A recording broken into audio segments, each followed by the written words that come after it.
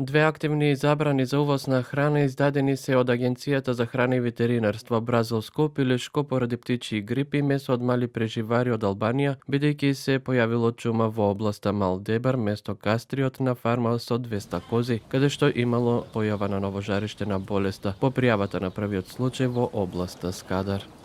Донесено е решение за забрана на увоз на бразилско место, таму станува збор за една од поголемите покрајни Рио Гранде. На сила е решението и забранете увозот.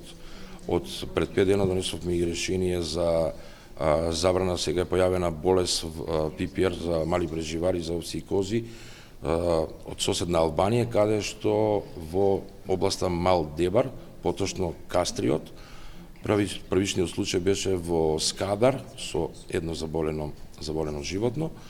Исто донесовме забрана за увоз. Директорот на агенцијата Оливер Миланов уверува дека македонското население генерално јаде безбедна храна. За 6 месеци били уништени над 56 тони храна која што била класифицирана како небезбедна од страна на АХВ. Причините за ваквата класификација најчесто било присуство на бактерии во минерална вода, нејодирана сол, поголемо количество пестициди во зеленчуците и овошјата. Како директор на агенцијата можам да кажам дека граѓаните јадат безбедна храна.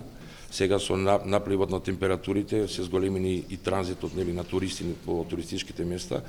Ние покрај редовните контроли кои што ги вршиме на терен, вршиме и вонредни инспекцијски контроли. Трибината за зголемување на јавната свест за безбедноста на храната се организира од АХВ со Европската агенција за безбедност на храната, на која се зборуваше за улогата и значењето на ЕФСА во системот за безбедност на храна во ЕУ и интеграцијата на земјите кориснички на ИПА. Покрај ова се дискутира и за нутритивните потреби и навиките во исхраната, како и за нутритивните и здравствените тврдења.